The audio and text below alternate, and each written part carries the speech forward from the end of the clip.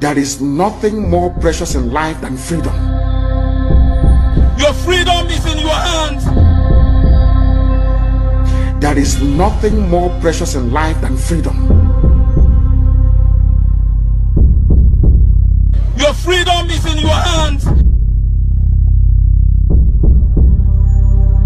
I have come here as the commander of this revolution to let you know that we will defeat Cameroon. We will not only defeat Cameroon, we will make it impossible for Cameroon again to ever invade our land.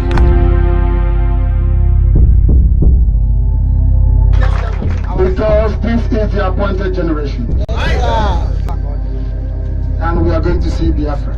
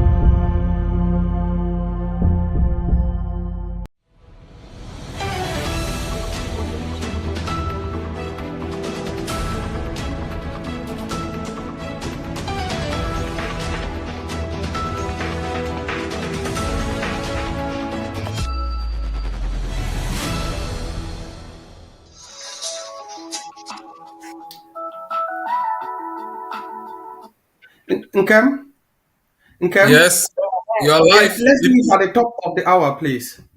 Oh, sorry.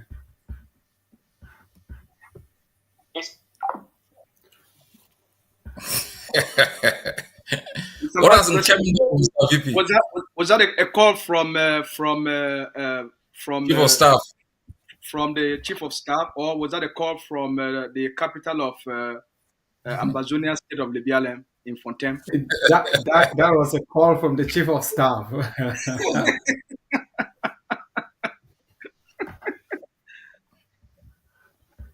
All right, gentlemen, you're all welcome. Mr. President, your vice president, on a place over there. Thank you. You too. Achite Atibu in Libialem. In Mancon, how do we say it? Kanchi in a beer. In Buki, they say Afane Koafi, shake no day.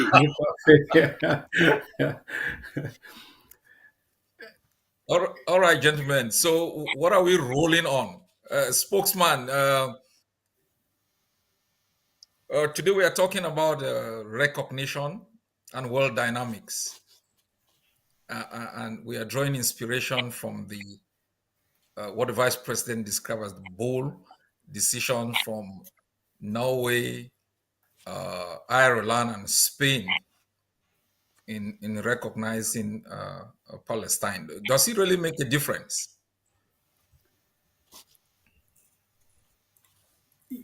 Yes, indeed. And I think thanks a lot, Mr. President. Thanks a lot, Spokes, for us to dissect this current world affair issue of recognition of Palestine and relate it to the situation in Ambazonia and what the Ague of Sea is doing in terms of our own recognition, be it formal or informal recognition.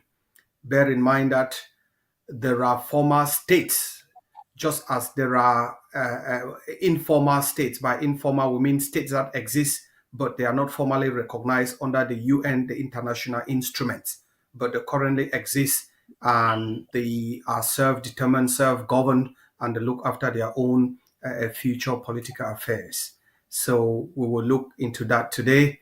And I think the discussion is going to be very inspiring for our cause.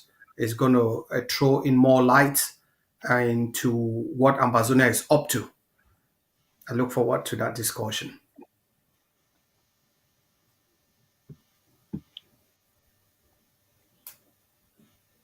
It does, Spokesman. Mr. Vice President, it does make a significant difference, and I agree with you that the dynamics in international diplomacy and how the world functions are drastically, radically changing, especially the structure of global power.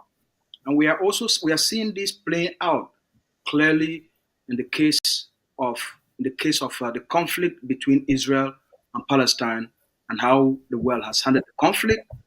The bold step that has been taken, described by the vice president, in terms of these unprecedented steps that have been taken by these three countries. I think there is hope here for what the future of that conflict looks like. All right. I submit that these recognitions, though unprecedented, comes after more than 130 other countries had already recognized Palestine. And I see it simply as a political statement rather than changing legal realities or giving Palestine as an international personality other rights under international law. I will go right away into the question of recognition and its correlation with statehood, because this is very important for the state of Ambazonia. We have argued, and rightfully, that Ambazonia is a state.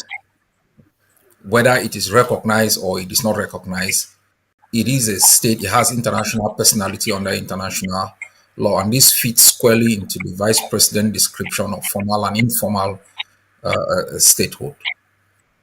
And they are what we call the three-element doctrine of recognition. This is very important. I have argued this, and I think the spokesman, vice president, in numerous outings, it is described as the three-element doctrine of recognition.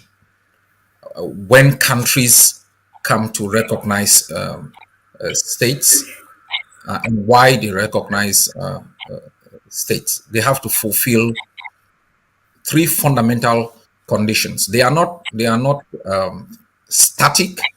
Sometimes there are alterations based on whether a state is recognized by an international body or whether it is recognized by another state. The first thing is the state must have a fixed territory. And we all agree that Ambazonia has a fixed territory. Though we are talking about the Palestinian situation, we want to make sure we use this situation to highlight Ambazonia in a way that Ambazonians come to use their own case to understand Palestine rather than the other way around.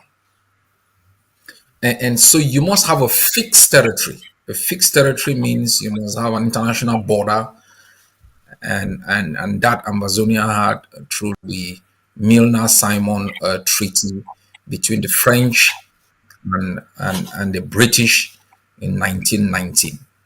An international border between Ambazonia and Cameroon and Amazonia and Nigeria. The second condition in this three element doctrine that states use to be able to recognize another state is that of the fixed territory must have the element of a people. They call it the state people. And in the Banjul outcome in 2006, if anybody ever doubted whether we are a people, that was laid to rest in 2006.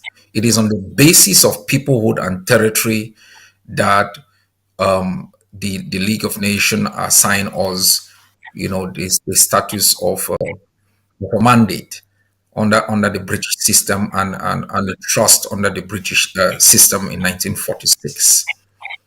The last element, which is critical, which is what we have been clamoring and talking about, is what I call state power. State power, it manifests itself sometimes in a government that has governmentality, can exercise jurisdiction over the territory, and demonstrate that we have always used control of territory. We have used control of territory as a manifestation of state power. That's why we talked about dynamic control. We talked about static control as very important in showcasing the third aspect of the three element doctrine of state recognition. And for the case of Ambazonia, I think we have been able to demonstrate the two other elements, and we are still struggling to demonstrate the third element. I'll let the others chime in before I will move again into some other very important aspect that now relates to the question of Palestine.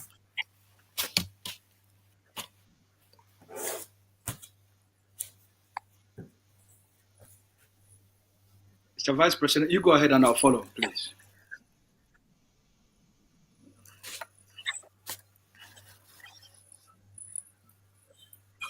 VP, we can't hear you, sir.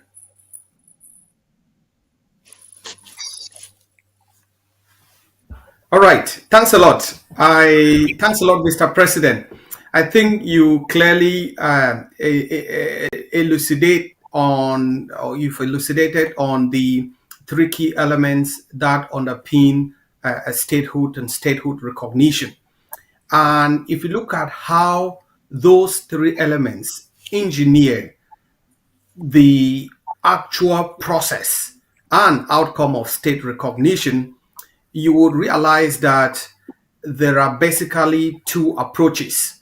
I'm coming from a doctrine that the grassroots plays a critical role in the recognition of their state or in their recognition, whether as a people having a territory, which these two, as you've clearly said, are non-negotiable. They've been established in the case of Ambazonia, but also in the demonstration of power, which we have to a great extent showcased nationally and internationally through ungovernability, through establishment of institutions such as community schools, the liberation tax, the protection of our civilians in areas where we exert a great deal of control, be that static or dynamic control. Now, if you look at the way Palestine has gained recognition through the postulations of Ireland, Norway, and Spain yesterday, you would realize that the push for Palestinian recognition at this point mainly originated from grassroots mobilization in the different countries. And bear in mind that although these three countries have come forward, this is just the tip of the iceberg. The statements from France, the statements from other EU capitals point in the direction of formally recognizing Palestine, not through UN instruments. Recognition of states through UN instruments is mostly a top-down approach. But through the mobilization, political and civil mobilization of voters, of political parties in these three different countries, which are the flag bearers of Palestinian recognition in contemporary times, you would see that it has brought pressure to bear to the political elites in these countries, to the political system in these countries. And as such, the political system that was in favor of Palestinian activities when Hamas broke into Palestine on the 7th of October 2023, within the last 6 months, they have done a U-turn. That is the power of grassroots mobilization and the voices of those who cast their vote in democracies. I should emphasize, in democracies. And for Ambazonians that live in these democracies, we could take a leaf out of what Palestinians and other Arabs have done. Take, for example, in Ireland. For decades, Palestinians have enrolled into different political parties, be it Fine Gael, be it Fianna Fáil, be it Sinn Féin, be it the Labour Party. They are majority in the Labour Party in Ireland. And through their grassroots participation in political activities, such as leafletting, such as canvassing, such as paying their membership fee and being present in rallies and supporting local parliamentarians and local political actors' activities, they have been able to state their case when Israel decided to retaliate forcefully, disproportionately to the attack by Hamas. And that has turned all political parties in Ireland to listen to their grassroots. Why? Because they know the grassroots provide them with support. They know the grassroots keep them in power and they can vote or not vote for them in elections. And as such, their policies and their posture has been determined by these grassroots. Take, for instance, other countries within the EU where you have these Palestinians and Arabs present. I call Arabs in quote, people from the Middle East who are sympathetic with the Palestinian cause. They have enrolled in political parties, even in the UK as we speak. And that has also engineered a call for elections in the UK, although the UK is a staunch ally of Israel, having been the colonial master of Palestine. So what are we going here? We are simply demonstrating how instruments of the UN have been unable to put pressure on Israel. Remember, there have been more than 20 resolutions in the UN putting pressure on Israel to recognize or to at least respect human rights, give back territory that was seized in the 1967 war. But Israel has frowned at all of these resolutions with disdain. Israel has been able to show non-commitment to all of this to a certain extent. I would say disregard the United Nations with the help of the US. But with this new community mobilization, or what we call the bottom-up approach in recognizing Palestine, the hope and the trajectory is that more pressure will be put on Israel, particularly the leadership in Israel, to listen to the international community, to recognize that Palestinians are a people, to recognize that Palestine has a territory with its border as in 1967, but also to recognize that Palestinians exert power in terms of Hamas and Fatah in Gaza and West Bank, respectively. So that aligns with the three criteria of statehood that the president was talking. I think I yield for now without taking too much time, and I'll chime in again as we move on. Spokes, spokes, one moment before you get in. Let me emphasize what the vice president has said is very important on the issue of a bottom-up approach, grassroots mobilization, and the Ambazonian scenario. Realize that from 2017 to about 2020-21, Ambazonian grassroots mobilization altered, several policies within Western powers, from London to Berlin to the United States. There were several resolutions in the U.S. Senate due to Ambazonian grassroots mobilization. The importance of grassroots mobilization cannot be overstated. If you see what is going on in U.S. campuses with students sitting, and if you take the case of the United Kingdom with the elections called up in July, or if you take the change in policies by the Biden administration in not sending certain kinds of munitions to Israel, or tying the sending of those ammunitions to the allowing of aid. It has not simply been because the U.S. Administration has decided to alter its policy. They realize it's an election year. The grassroots mobilizers can alter, the outcome of the election, and would affect the Democrats in a very significant way. So these two approaches, from the static or institutional approach, which has failed in the 50 years, to the bottom-up approach, which is altering the way that policies are formulated, actions are being taken within certain countries, should really remind Ambazonians of the importance of their actions. And that's why in my last outing, I made it absolutely clear that between now and October 1, it is important for Ambazonians to reignite the spirit of grassroots mobilization and to be part and parcel of the vehicle of change that is needed at this particular moment for the case of our country.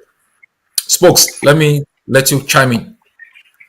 What, Mr. President, what you have said in terms of the three criteria that made that qualifies a state or a people to be recognized, and what the Vice President has also stated in terms of grassroots mobilization, those things are very important. You can have that grassroots mobilization. One of the reasons, and something we all need to be studying, is why has the grassroots mobilization now intensified? The conflict has been going on for a very long period of time, even before all of us were born. Why has now that grassroots mobilization intensified? And why do so many young people across the globe, including in Canada, in Norway, in the United States, in Ireland, all across the globe, why are they so much interested, engaging, and carrying out actions to push to not only the end of this conflict, but to make sure that the Palestinian people can have a state of their own, can gain that recognition, and have an established government that can take care of the affairs of the Palestinian people? That's a question we all should be asking and be examining. It comes to what did Netanyahu ultra religious zealots are doing in Gaza in the name of religion, in the name of their birthright to that piece of real estate. What Netanyahu government is doing to the hundreds of thousands of Palestinians. As of today, more than 35,000 Palestinians have been murdered, most of them children. 90% of all hospitals, schools, churches, mosques, communication systems in terms of foreign TV studios, radio stations, NGOs have all been bombed completely to the ground. These things are unconscionable. These are not things any father, any mother, any child can accept as a response to an act of violence. Israel has gone above and beyond and has lost even the sympathy it has enjoyed over the last maybe 50 years. The action of Israel or the reaction of Israel to Hamas attack of October 7 has changed global perception of what Israel is, what its aims are, and Israel has proven itself to be, the Netanyahu government has proven itself to be not a country that is interested in either solving the problem, addressing the problem, but is interested to do exactly what Mr. Biya, the Cameroon terrorist military, the CPDM fascist regime are doing to the Ambazonian people. It's the exact same thing. Dispossession, extermination, all reports from the human rights, from the Amnesty International, all report from Human Rights Watch, all report from Ben Salem, the most human rights organization in Israel. They have all pointed out that what Israel is doing, including the ruling in ICJ, the case between South Africa versus Israel in ICJ, all have concluded what Israel is doing in Gaza or in the Palestinian territory constitute to act of genocide in order to exterminate the Palestinian people to possess the land. Those crimes, the killing of women and children, the killing of babies, rendering millions of people homeless, these things have pushed the young people, young Arabs, young Americans, young Europeans, young Canadians to the streets, to campuses, to tell global elites, this cannot go on. We will not allow this to happen again, not in our lifetime. You may have done those things in the past. We will not accept that. And anyone who stands to support these crimes, the killings of babies, the killings of mothers, just destroying entire communities, entire cities, and entire towns, if this is what we support, your government will go down. This is an information campaign, a grassroots mobilization based on a conscience, a love for humanity, a call for the respect, the rights of children, the rights of people to exist, the right for people to have their own state. What we are seeing is it's a grassroots mobilization driven by an ideology, a new ideology for the respect of human rights, a new ideology for the respect of those international laws that have been crafted by these nations. But because of global power, they will disobey, disregard those international laws because of global power. But the power of the grassroots, the power of community mobilization, the power of information communication, the young people that control TikTok, Facebook, YouTube, That's the currency of today. The Ambazonian people have done really well. We've used that same grassroots mobilization. We've used that same utilization of social media, of Facebook, of YouTube, of TikTok to drive our message and change international perception for the Ambazonian cause. And I think, as the vice president has stated, as the president has also stated, if our people can reignite the power of the grassroots, if Ambazonians in the diaspora can show that love, the suffering of our people on the ground, can show the sympathy and compassion for what our people are going through, the killings of our people, the burnings of our home, the destruction of who we are as a people, if diaspora can reignite that love and not let stupid political policies, not let corruption by failed leaders, not let movements that have died disengage them from what matters to our people and for what our people have been fighting for, I think we'll do very well. And I think the president is doing a great job in leading the Ambazonian people, showing an example, re-engaging, reigniting the commitment and the passion of our people. I think it's a matter of time for most Ambazonians to be re-engaged. VP, let me transition to you.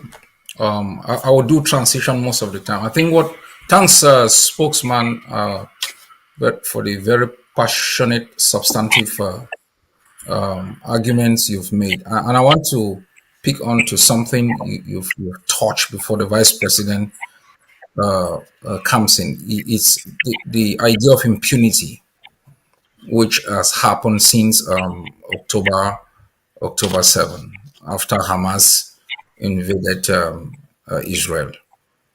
I think Israel had an opportunity to act in a way that will solidify its support and its claim of its right to exist.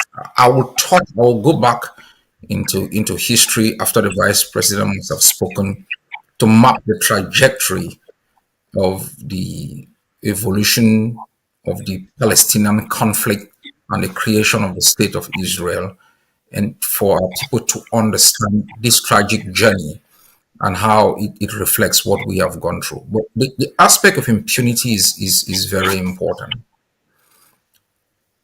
If you look at the actions of Israel, and if you look at the way Netanyahu has conducted himself, you see Mr. Bia immediately. The way Israel has made the argument is using the idea of the existential threat on the Jewish people. That is the argument that has been used for more than half a century to be able to justify disproportionate actions. And I believe the Israelites have been hijacked by these right extremists, the same way that the state of Cameroon has been hijacked by the thugs and the barbarians, and consistently using I'm making the argument in a very smart way, rather than looking at a war against the Palestinian people. They have declared a war against Hamas because it resonates internationally, since Hamas has been declared a terrorist organization.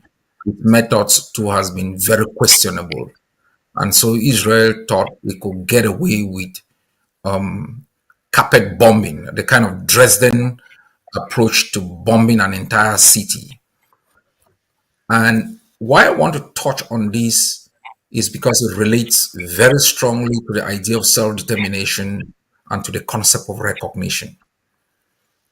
Every people have a right to establish a government over them, because that is the instrument that can be used to exercise both state obligation and state rights. one of the most important aspect of state obligation is the protection of the people within that state. That's why the third element of state recognition, which is the demonstration of power, which can be reflected in the establishment of a government, is very critical in recognition. And the fact that the Israelites have systematic, I'm not talking about it's a policy, and all of us follow the case in the ICJ between South Africa and versus Israel. And we saw clearly how the South Africans demonstrated the the policy of intent in the actions of Israel. It proved it clearly that there is an element of intent in terms of the rhetorics, in terms of the planning, in terms of the systematic approach to delivering this kind of violence. And I think, and you're right, that when the grassroots, because forget about the static systems, the institutional approach that should be able to invoke the right of recognition of the state and the government in order to give them the chance to protect their own people. Once the grassroots became, drew the conclusion that the states, the institution are trapped in a system that they cannot extricate themselves from, then the now use what the vice president has raised here, the power of their vote, the power of their wallet, the what you have raised about the TikTok, Instagram, different medium through which they could influence policy, influence others, and call Israel's bluff. It empowered different countries to be able to recognize Israel. But let me conclude on this. And this is very important. When you see the actions of Cameroon in Ambazonia, when you listen to people like Atanganji, if you listen to people like Bia, you know definitely that the use of state violence in a disproportionate way is a policy.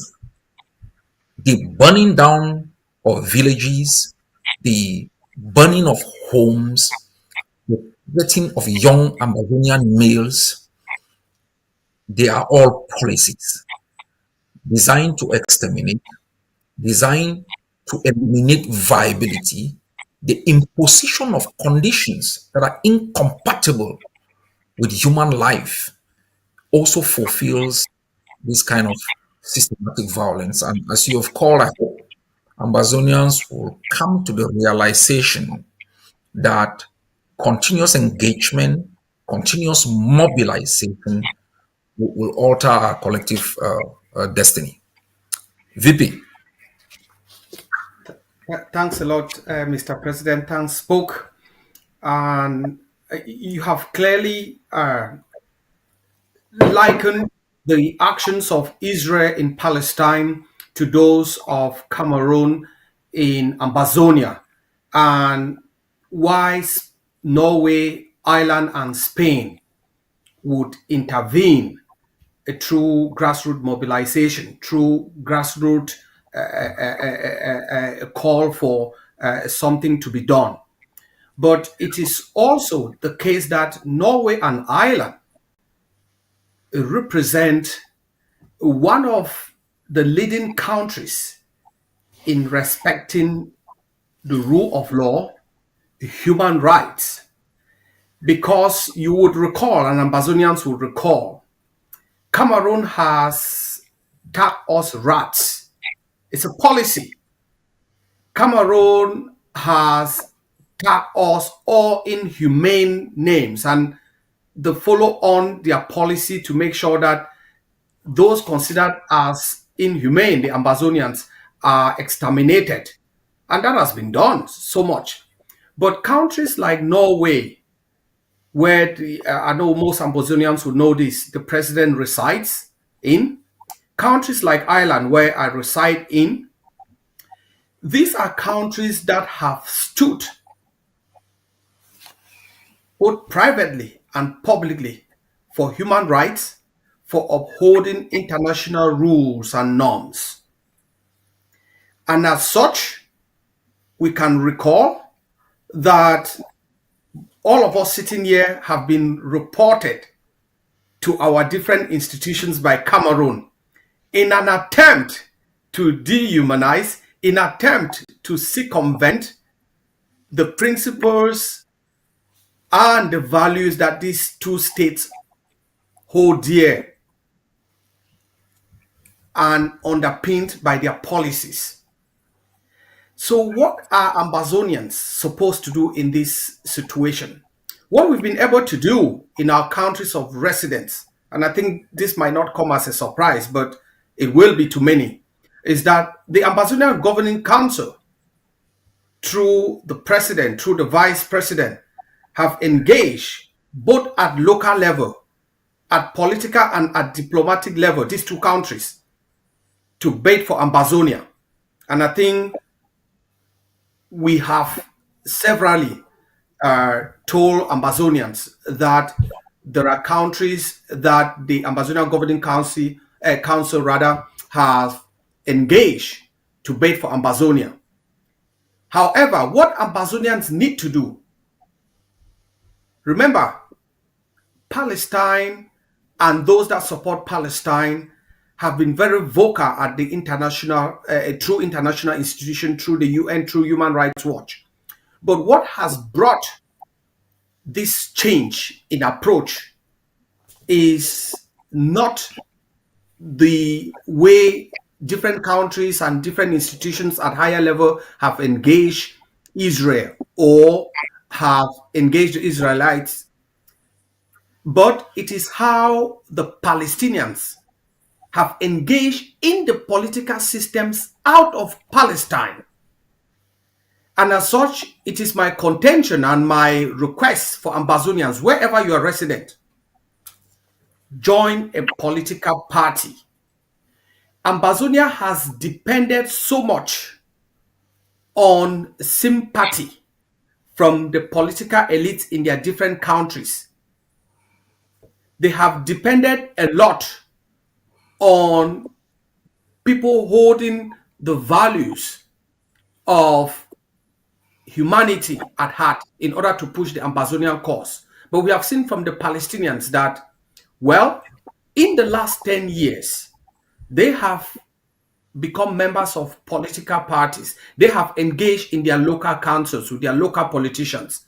And through that, with other approaches like the TikToks and rules, and to be seen to do the right thing, as these two countries said, that they want to be on the right side of history, Norway and Ireland, have been able to push the case of Palestine in the direction that Palestinians want.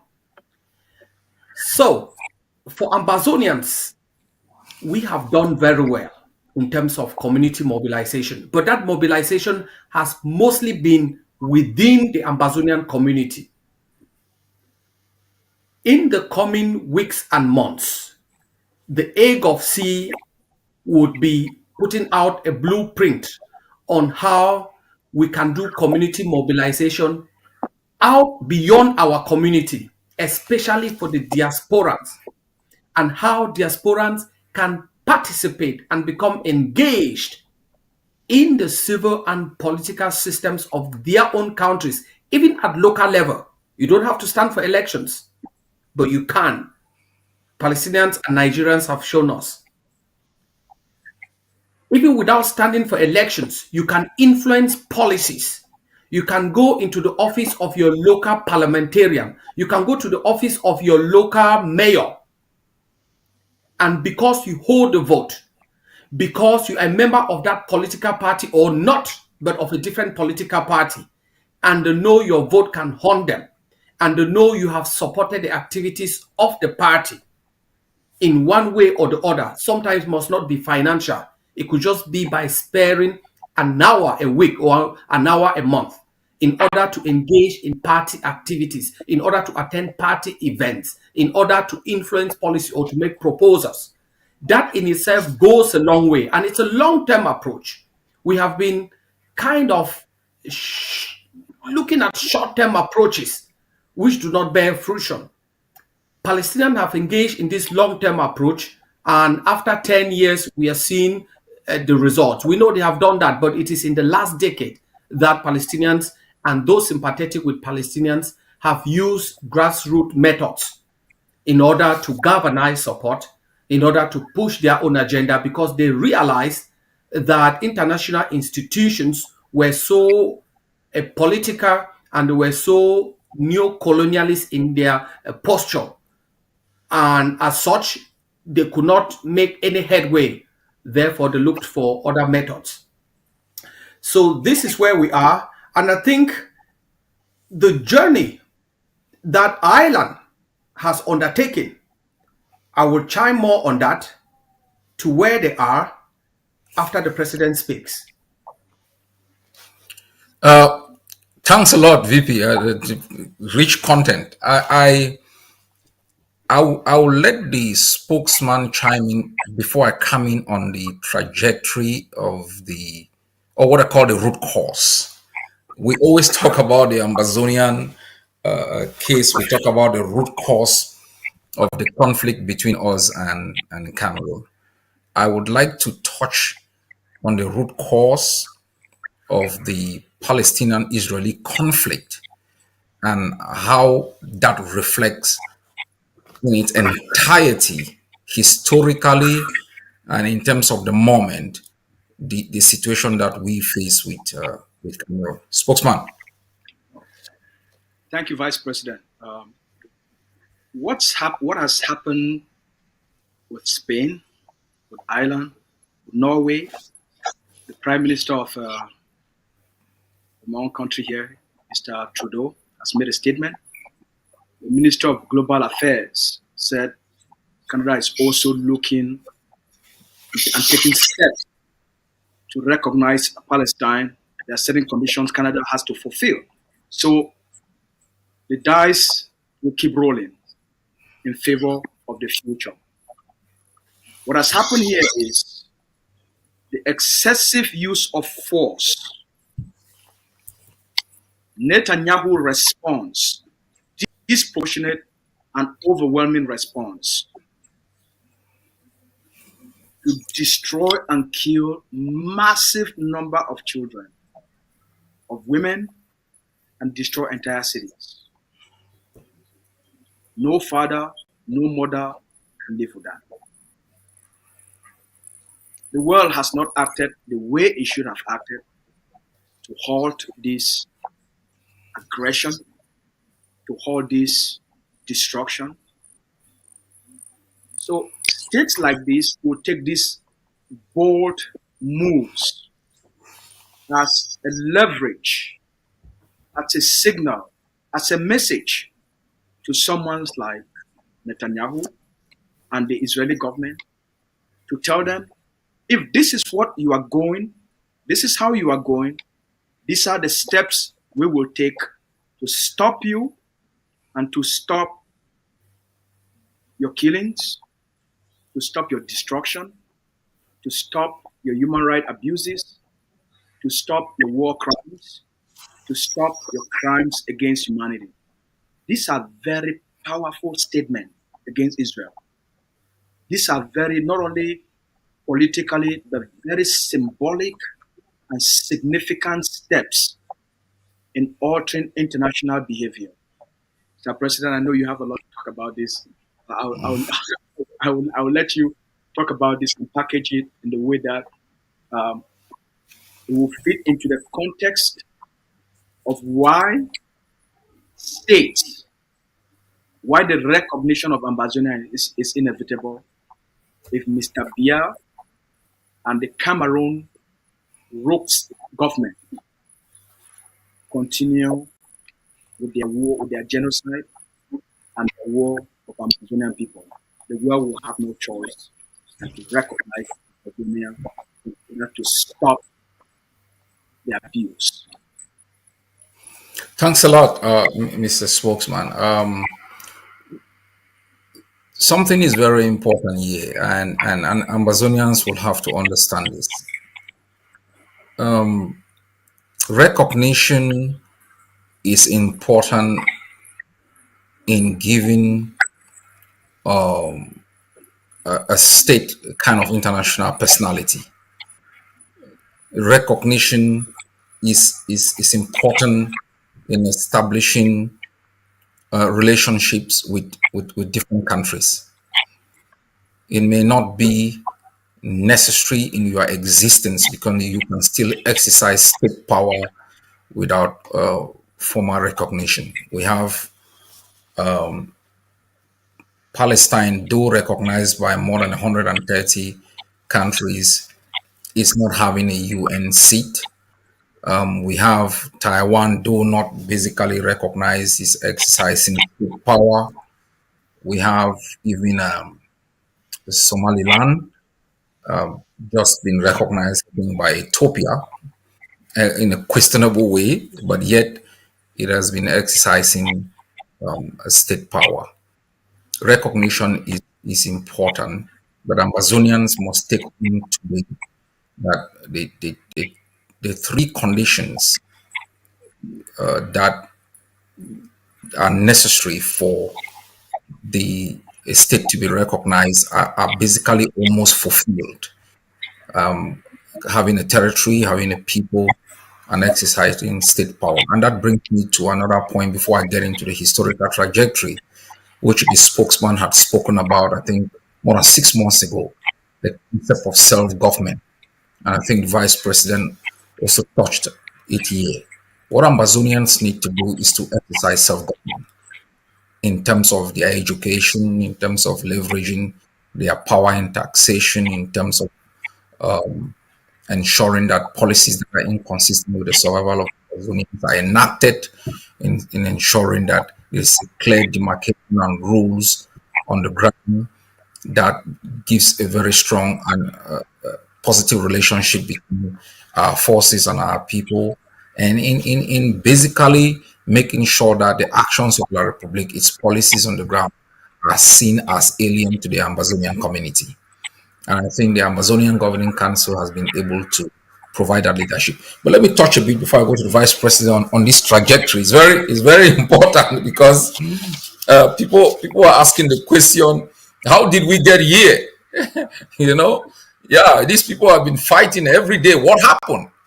People have many stories. We have even biblical stories about whatever we talked about. That's where things happen. Jerusalem is there, you know. So what is happening in God's own territory? And so if in God's own territory there is perpetual fighting and suffering, what hope do we really have? So Palestine has been a British mandate. Familiar? Palestine has been a British mandate as far back as from 1917 till up to 1947. It was a British mandate. What is called today Palestine and Israel was known as Palestine, was a British mandate. So what happened? And that brings me to what I call every mandate should lead to self-government and independence. Why didn't it happen for Ambazonia? Why didn't it happen for Palestine? There is an important letter here I would like to read.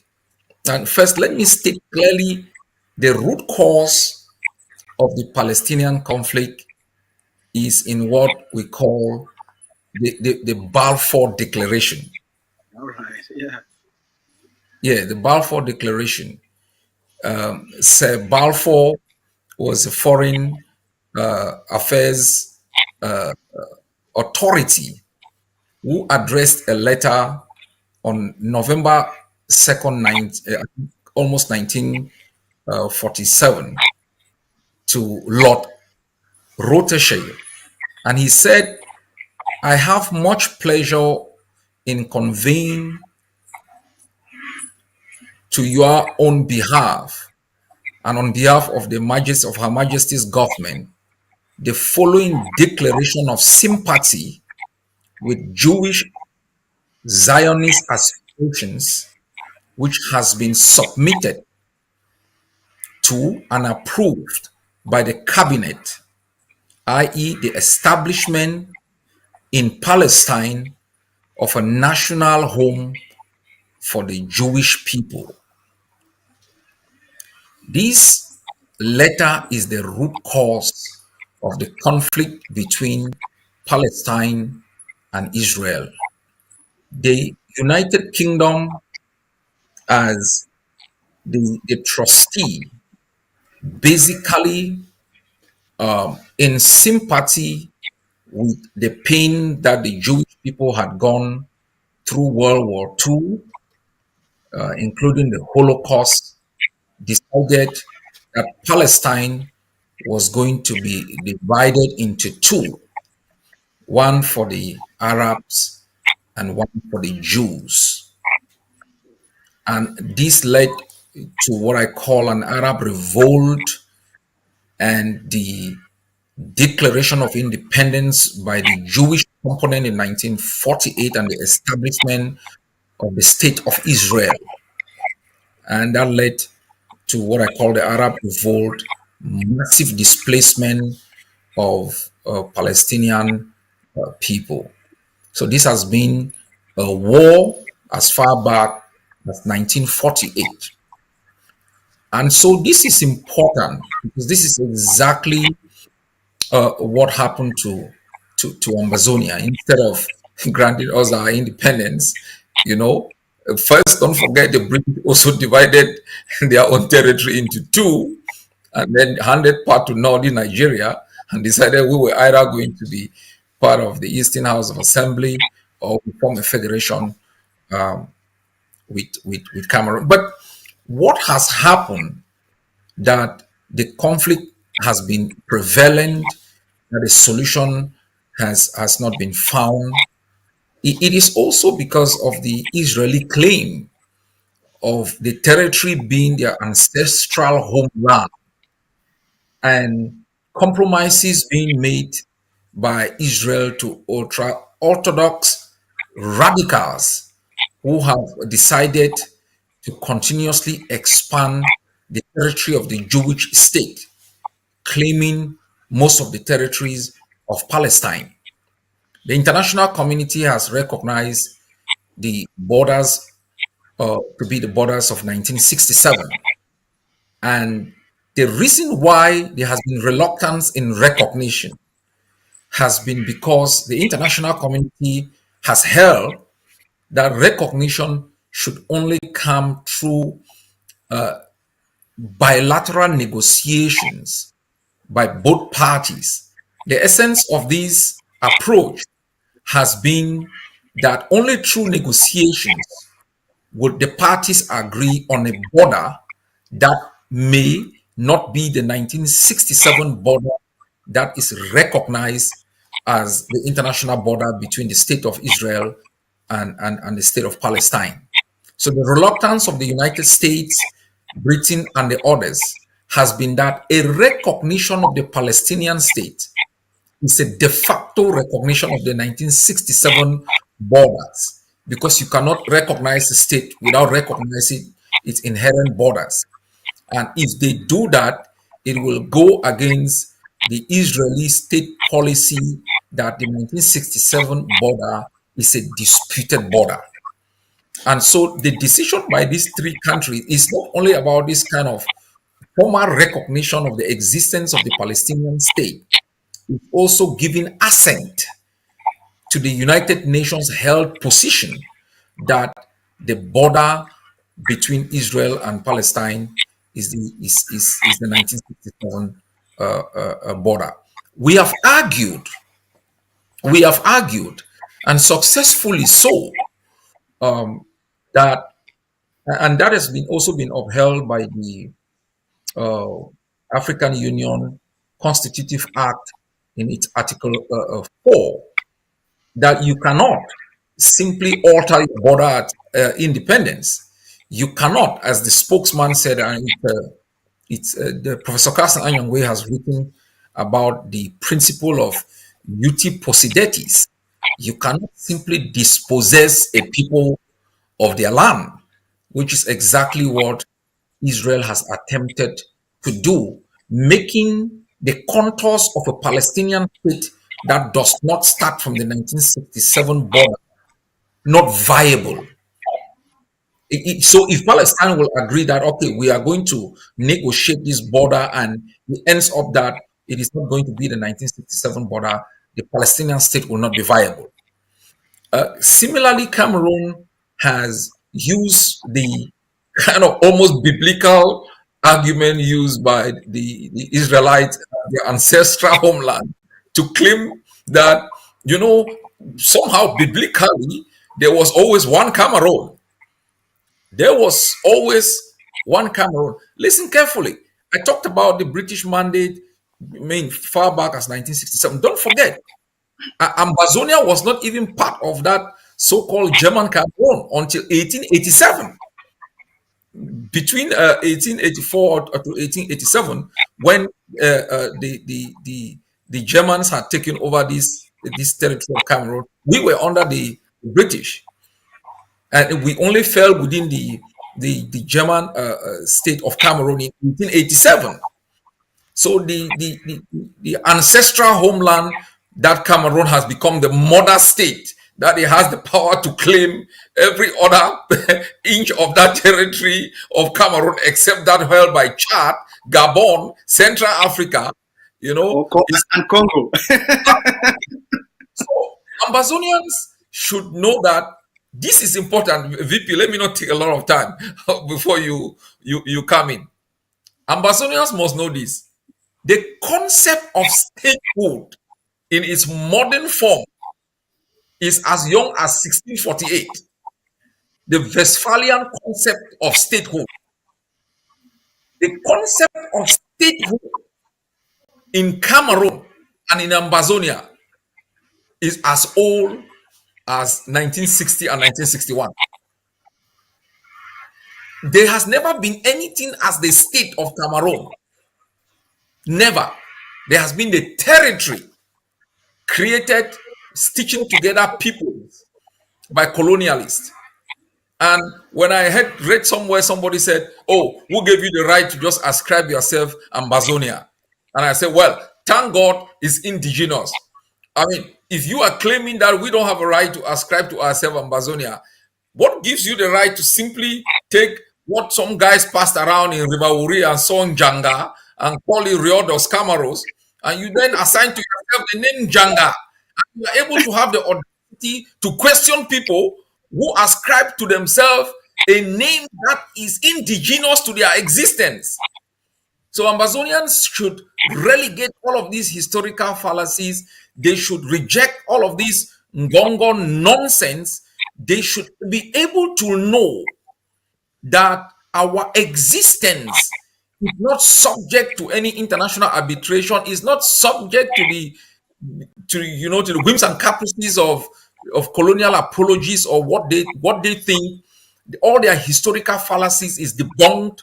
All their claim about so-called ancestral homeland is a fallacy which we must reject. And I think the recognition by the trio of the right of the Palestinian people and inherently recognizing their border with Israel should give hope to our people that sooner than later, what is a reality is going to be attested through by other countries.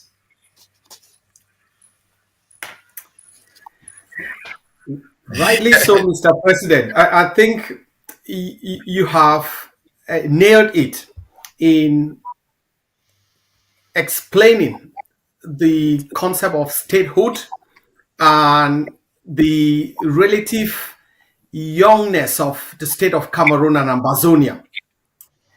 And I will make 3 points. One, that the borders of Cameroon, the borders of Ambazonia, the borders of Cameroon, just like the borders of Israel and Palestine, are non-negotiable.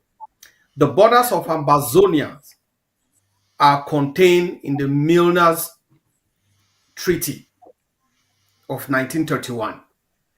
So for Cameroon to claim part of Ambazonia is being short-sighted.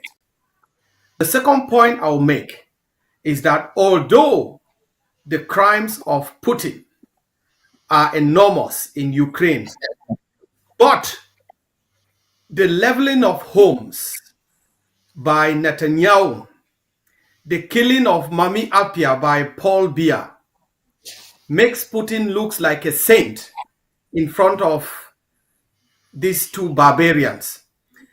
The third point I want to make is that Cameroon is shivering because bear in mind, business people from Israel are the mentors of the brutal barbarian Bill in Cameroon. They are their trainers, they are their advisors, and they do everything for that genocide regime. And as such, this development in the international system to recognize Palestine by states and not yet formally by the UN is being watched by Cameroon. And it should be watched more so by Ambazonians, because just as you mentioned, the British are at the origin of the predicaments of Palestine. The British are at the origin of the predicament of Ambazonia. The British were at the origin of the predicament of Somaliland. The British were at the origin of the predicament of Ireland. Today, Ireland haven't suffered as a colony of the United Kingdom, just like Ambazonia, decided to take up arms to fight because they were an indigenous people. They had their own territory prior to the Norwegians coming to Ireland, and the British only came after. And as such, the British fought to keep Ireland for 800 years. That's to tell you that the Irish fought for their independence for 800 years. But it never stopped any generation from claiming to become British. And nowadays in Ireland, even though we are neighbors, but if you talk about Britain or British, people just look at you as, are you kidding me? It is the same. It's to tell Cameroon, they are dealing with an ideology. If they kill General Efang, they have killed the body.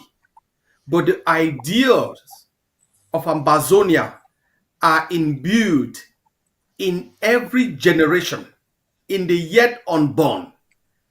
And as such, we will fight Cameroon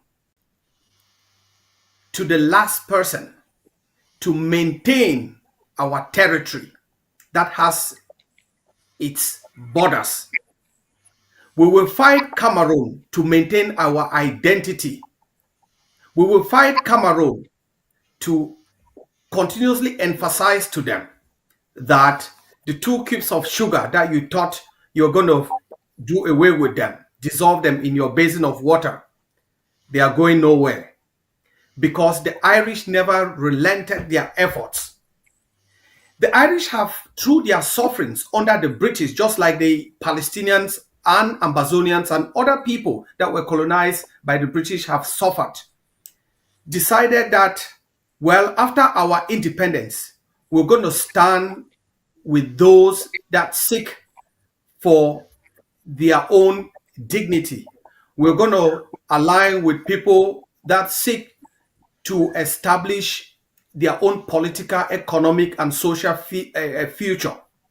And as such, you would realize that the Irish standing for South Africa during the apartheid years and even post-apartheid, it is an open secret that the current South African constitution was drawn up in Talbot Street in Dublin.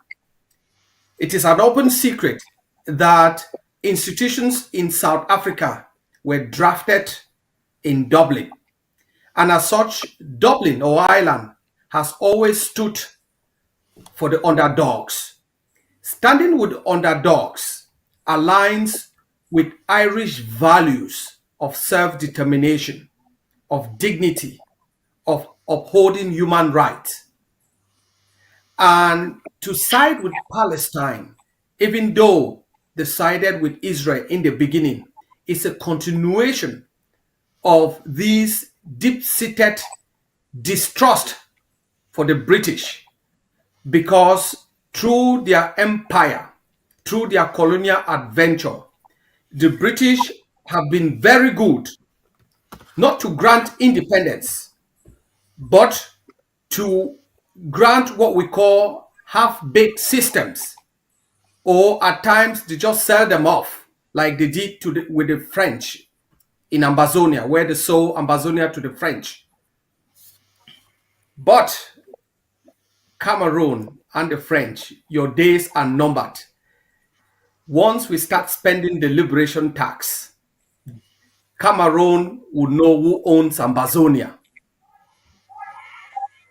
So from this little history of Ireland and how the Irish uphold the dignity of humans, how the Irish value a people, how the Irish resonate with how people struggle on earth, and based on their own experience of struggling under the British, that led to the Irish being at the forefront of granting Palestinians what they have longed for decades. That led the Irish to stand for Palestine. And what are we doing? And as I said, we are engaging with these countries, both at the higher level, but also at the local level. And we encourage every Ambazonian, wherever you are, to participate, to engage, not to petition, but to engage and influence. If you are outside, you cannot influence. You can only influence from the inside. If you do so wherever you are engaged, wherever you reside, you are going to have more political purchase in order to push Ambazonians' cause, in order to push Ambazonians' quest for freedom ever closer. I think the president can chime in more on the trajectory of Norway and how it came to this position. I hear. Reach one, VP, reach one. Spokesman, you have the last word. Once I speak, I'll give you the floor to have the last word.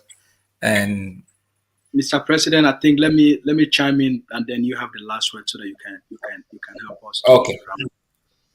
What I wanted to add is that the conflict in Palestine, I did an outing about an 1 hour outing when this conflict between Hamas and Israel started. We talked about the root cause of this, and I talked more detail about the Balfour Declaration during that outing to educate our people about the consequences of the British policy to decide to create this. They actually wanted, when the British were looking for where should they create the state of Palestine, Ambazonia to be, it's very interesting to know that they actually were looking at Angola as well, not only Palestine, but they were also looking at to create the state of Israel in the current, to split Angola into two, to create the state of Israel in Ambazonia. So most of Israelis now, if that decision had gone forward, then Israel would have been created in part of, Angola would have been divided into two, and Israel will now be in the continent. That notwithstanding, this conflict has gone on for so long. Many wars have been fought. Israel has conquered territories within Palestine. In the 1967 war, Israel gained new territories. They include the Sinai Peninsula, which it traded for peace in 1979, the Golan Heights, they captured the West Bank, they captured the Gaza Strip, and East Jerusalem in the 6-day war. Cameroon has never gone to war with Ambazonia and capture any of Ambazonian territory. What we all need to know is, I've said this and we're going to, the failure of a people, when the people of Palestine had the land, even before the Israeli came, they failed to organize themselves, they failed to develop themselves, they failed to build themselves, they failed to build a state for themselves. Even before the Balfour Declaration, Ambazonians, they gave us through trusteeship, through the mandate, and then through trusteeship. We failed to develop ourselves. We failed to build ourselves. When we left the Eastern House and declared self-governance, we build institutions without protecting them. There are consequences for any people that cannot protect themselves. When the Jewish people move in, when they gave them a homeland through the Balfour Declaration, and they moved themselves all across the globe, people that were homeless, they decided to do one thing. The first thing they did was to build power. They've been given a homeland. They wanted to build dignity for their people. They used the education, they used their wealth, they used their knowledge to build a society and to give the Jewish people the dignity they've never had. They've always lived as humiliated people. They used their pain, their humiliation, and they summoned a determination that has never been seen before by any other state. My appeal to the Ambazonian people. Spokes, one moment before you go to your appeal, please. I just wanted to add something to what you are saying, and which is consistent with what the vice president has said and what the deaf chair was trying to call in to participate. So I'll possibly allow him call in. But please, before you make that appeal, one of the things the Jews have also done is to do exactly what the vice president has raised. They have integrated themselves in every socio-economic and political structures across the globe and influence power. Everywhere you go, in the biggest businesses, in the corridors of power in the United States, somebody is there from the Jewish community to speak for them. I just want to emphasize this point that the vice president is making in passing, that we should not adopt these short-term, shortcut approaches to our freedom. You cannot leverage power simply by petitioning. Go ahead, sir. That was my second point, but thanks for bringing that up earlier, Ellie. Is that the Ambazonian people across the globe and on the ground, the Jewish people across the globe, even in Ireland, they have created what they call the Jewish lobby. It's the single most powerful organization in the world, including in the United Nations, including in the US Senate, in the US Congress. They influence every decision. Every president to be elected, you must stand up for the Jewish state or you will not be elected. I suggest every Ambazonian should read a book written by Professor John Mearsheimer called The Israeli Lobby. It's the most powerful book written about the power of influence. So we should, as the president has said, we should not only build power on the ground, which is my appeal. We should help the Ambazonian people. We should help the Ambazonian forces. We should build power for our people. Our existence should never again be threatened by anyone. not to talk of a cave people like Cameroon. We failed to do that when we left the Eastern House. Cameroon took advantage of it, and today we are paying the price. The Israeli had a chance. They gave them a piece of land. It says, this is your state. They have built what no one else has ever done in that part of the globe. Even though today they are abusing that power and they are abusing that influence. But the first thing they did was to make sure they are never threatened. That's why they are always insisting. They are using the threat that Israel faces as their own mobilization or their own communication strategy. We can also use the same, the threat to the existence of Ambazonia. But for us, we must help our people to be able to protect themselves. We must help our people to be able to defend themselves. We must help our people to make sure that Cameroon never threatens us again. I know this is something the president has talked for so many times, but it's something we need to emphasize. It's very critical, even as we work towards recognition, our ability to prove to the international community that first, we can do the best we can with what we have, but that we have a dogged determination to make sure that the Bulu barbarians will never threaten to burn another 1,200 villages or kill another 40,000 Amazonians. That is our responsibility.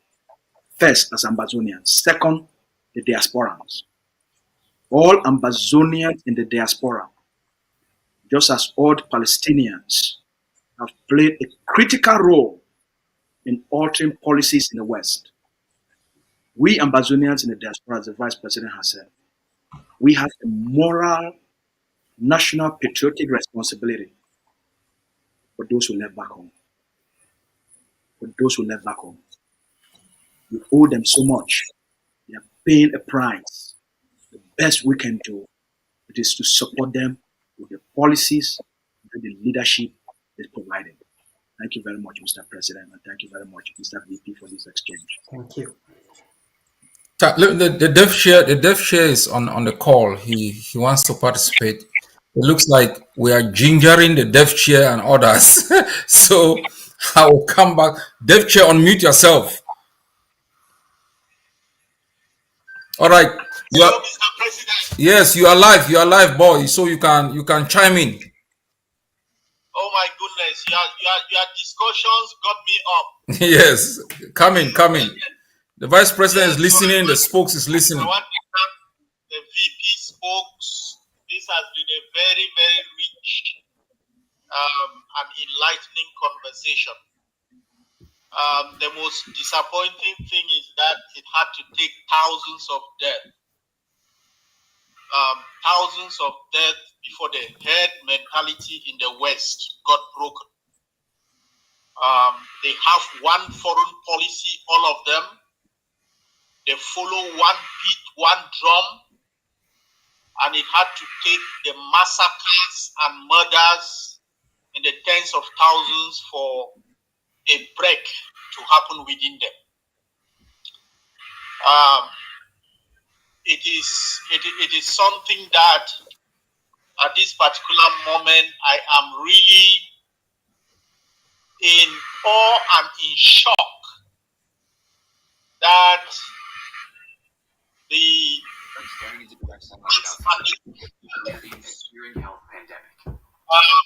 to allow American foreign policy to be decided at the Elysee Palace and Whitehall. And they are at the brink. If not, they have lost Africa because of that. It is a real disappointment when I saw the South African submission at The Hague. And I sat there as an African and I asked myself how those who should be batting for Africa are expending so much goodwill, so much effort, jumping over genocides happening in their own backyard. to go and parade in front of the world, party for others. The South Africans cannot claim ignorance about the suffering and the massacres going on in Ambazonia. They cannot claim ignorance of what is happening in Congo. How is it that the plight of these Africans does not register to the same degree for them? And that is we Africans. So while I empathize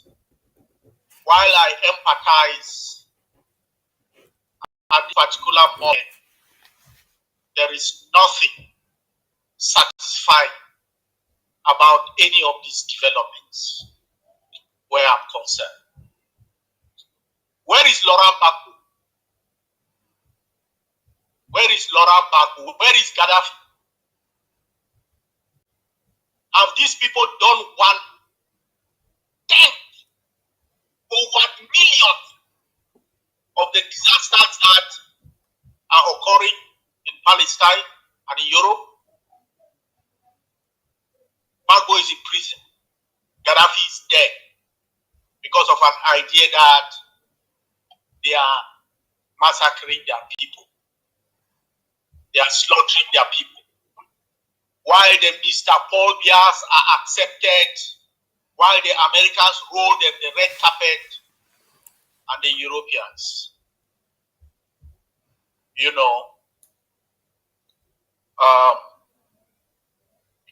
we the people, we must rise up as the Ambazonians are rising up, and ordinary Africans and all over the world must rise up for Africa and these struggles that are going on in Africa. It is our only way out, because depending on declarations from these people, I don't think Rwanda even resulted in a declaration for them. So we have to form that alliance, the alliance that has pushed the Irish government and the others to break ranks with the people, with the grassroots. And they must realize the genocides that are being fostered in Africa. Okay, Mr. President, spokes VP, una please the name. Thanks a lot, DevShare. Thanks for coming in. Passionate. See you later. All right. Let me. All right. Just leave. It looks like we are just the two of us remaining. Our spokesman has stepped out. VP. Let me just. I will say something very short about Norway. But I would like to say something about the concept of power, which the spokesman has eloquently spoken about. When we insist on arming ourselves, people think, we think violence. People see arming ourselves as simply an art of, wanting war. No, it's based on the concept of power. The story of Israel is very important. Immediately, the Palestine was partitioned, Israel declared its independence. Before that declaration, the United States was worried because it had seen the preparation of other Arab states against that possibility. And if Israel will be able to withstand any kind of Arab onslaught, Israel declared its independence. And since then, it has never looked back in ensuring that its power was unrivaled. It is the only nuclear power in the Middle East. It has continuously developed its power. It has continuously developed its alliances to be able to ensure that it is powerful enough Unfortunately, as the spokesman has stated, it has used this power in also ensuring that its own security is at risk. When Ambazonians left the Eastern House of Assembly, Ambazonians have been more philosophical in ensuring that they can realize their dreams. They think by dreaming. They were almost like the kind of Martin Luther approach. This having a dream without building the kinds of institutions that will sustain that dream. Ambazonians have believed that the justness of their cause alone, the legal validity of their case, the historical validity of their claim is strong enough to overcome the ruthlessness of a determined adversary. That is not true. My experience in the past 35 years has shown me that every time we have made any claim, no matter how small, Cameroon has developed a big picture approach. If you say, oh no, we want a university, Cameroon is not looking at the university. Cameroon is like, what does that mean? After university, what next? If you talk about anything, your educational system or your legal tradition, Cameroon is not simply looking at the law or educational system. It's like, this is going towards independence. And Cameroon comes in with power to suppress us immediately. That is why in the last 7 years, we have spoken nothing other than shoring the Amazonian power. Because apart from living in a neighborhood of hawks, we understand that historically, if we had spent just 1 year strengthening ourselves, PowerCam would still be around. Our road infrastructures will still be around. Our banks will still be around. All the parastatals that drove our economy will still be around. Our internal airport will still be around. The Tico Seaport will still be around. The Victoria Deep Sea Port will still be around. What were we doing? We were dreaming while awake. What are we left with? Edea, Douala, Yaoundé, French, everything about us taken away by Cameroon. But let me compare that to the Norwegian journey. The population of Norway is 5.5 million. We are almost 10 million. Population of Ambazonia, 10 million. Norway has a GDP of about 580 billion US dollars. It's one of the richest countries in the world. All the resources that Norway has are the same resources that we have in Ambazonia. If you look at Norway's history, Norway was almost 400 years in union with Denmark. The Norwegian and the Danish language are similar. Norway was almost 100 years in union with Sweden. The Norwegian and the Swedish language, is also almost similar. Currency, the same, until the euro came into town. But what is important here is that why did Norway not simply surrender itself to Denmark? Why did Norway not simply surrender itself in a union with Sweden despite the similarities?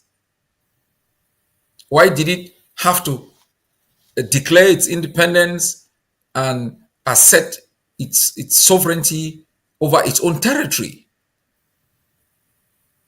Why is is Scotland, with devolution of powers, democracy, the respect of human rights, not simply surrender itself to the United Kingdom? It's fighting for independence because people have pride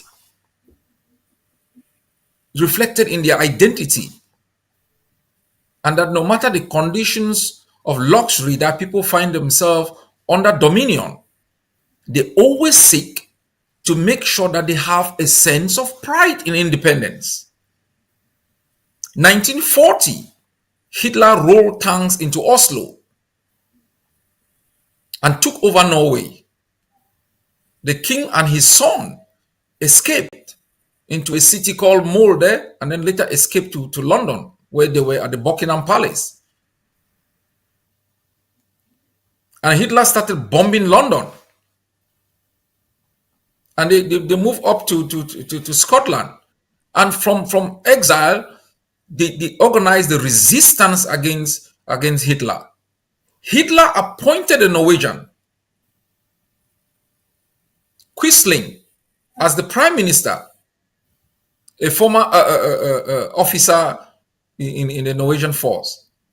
Why did Norwegians not simply say, "Oh my God, it's our own son who is the prime minister, so we should acquiesce to the occupation of our land"? Norwegian teachers rose up when Hitler attempted to modify the Norwegian education. They rose up. Hitler, the Germans arrested over 500 and took them up to the north of Norway that was very cold. The underground resistance raged on until Norway was liberated. So, union with Denmark, they didn't give up. Union with Sweden, they didn't give up. Occupation under Germany, they didn't give up. And today, those who didn't give up will look back with pride of the decision they made. And all those enablers in Norway, all those collaborators, all those colonial apologists, their great-grandchildren have their heads buried in sand like ostrich in utter shame. And today, Norway collaborates with Denmark, with Sweden, like nothing happened. So that is the trajectory that the vice president has explained with respect to Ireland. And that's the similar trajectory that you find in here. I'm amazed by this history. Every 8th of May, which is the date that Norway was liberated from German occupation, every constitution came into force. The Norwegians go out, children, to remind these children of the sacrifices made to be able to have this country. And I was a participant during the 17th of May celebration just last week. I listened to the speech of one lady. It touched me. And she said, "Don't take your freedom for granted. Don't take your freedom for granted." And after she was done, we met along the sidewalk and I shook hands and I said, "Good speech." And I said, "I quite love the part when you said people shouldn't take their freedom for granted." She said, "Yes, because she has lived in many places where there is no freedom. And she understands what it means to have it. And you can lose it within a twinkle of an eye. Ambazonians, we must build power. We must leverage power in all its facets, and to be able to make sure that an inch of our territory is never threatened by anyone, any nation, any coalition, big or small. We must develop a long-term approach to our freedom and avoid shortcuts and learn from the history of others who have made it and learn to persevere, to sacrifice, to do the hard job that is required to be done by every people who face a brutal neighbor determined to prevail over you, even using genocide. VP, you have the last word. Thank you, Mr. President. I think you have captured why we fight and the approach and policies of the Ambazonia Governing Council Ambazonians, we have prevailed not because we are too strong. We are not yet strong. But Cameroon has got the message that in its history, it would never, ever try to rule Ambazonia again. That is why our policies have been designed, as the president has said, not for warmongering, but to make sure that during our quest for freedom and after independence, every Ambazonian will be armed because we reside in a rough neighborhood, east and west. That would give us what I term the Israelite advantage. That would make it clear, as the president has said, that any coalition, big or small, can never threaten Ambazonia.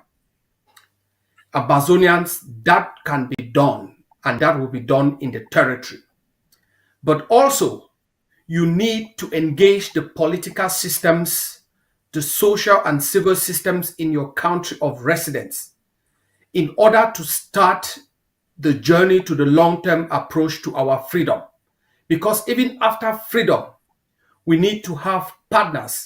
We need to influence decisions, just like the Palestinians are doing, just like the Israelites have done and they continuously do in different capitals around the world, because they are embedded in the system. You cannot change a system if you only petition. You cannot change a system if you depend on sympathy. You only change a system if you have political purchase, if you militate for that political, economic, social, civil system. So, and as such, I believe in the Ambazonian spirit. I believe in our quest for freedom. I know Cameroon is shattered. We only have one thing to do: to make sure that our power is unrivaled, to make sure that all the infiltrators, all the enablers, and all the barbarians that are present in Ambazonia, they pack out or we send them in body bags. Hail, hail this land of glory. Your place day. Your place over there. Oh, my place day. My place day. Yeah, Amba for life. Yeah, Amba for life. Big time. We either live free or we die fighting, and our young generation would continue. There is nothing more precious in life than freedom. Your freedom is in your hands. There is nothing more precious in life than freedom. Your freedom is in your hands.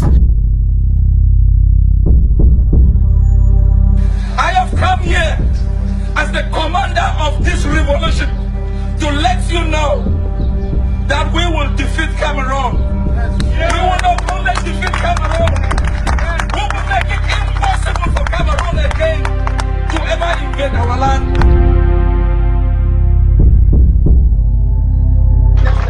Because this is the appointed generation. And we are going to see Biafra.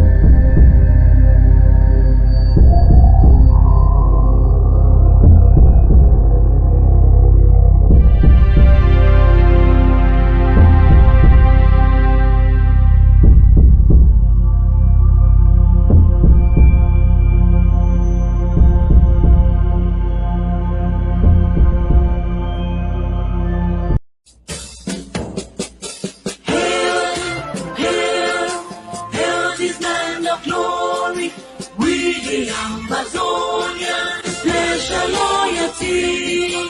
Praise to our Savior who granted us the freedom. And legend to the hero who brought along the gather. Glory to glory, we rise and never to fall. Here in a nation, flowing rivers and holy. Glory, glory, glory to the Father for making you a nation, a joy forevermore. Ambazonia, land of freedom, you shall live in plenty, meeting our needs, and your children shall be like the stars above. The Most High God being the watchman of this nation. Ambazonia, land of freedom, you shall live in plenty, meeting our needs, and your children shall be like the stars above. The Most High God being the watchman of this nation.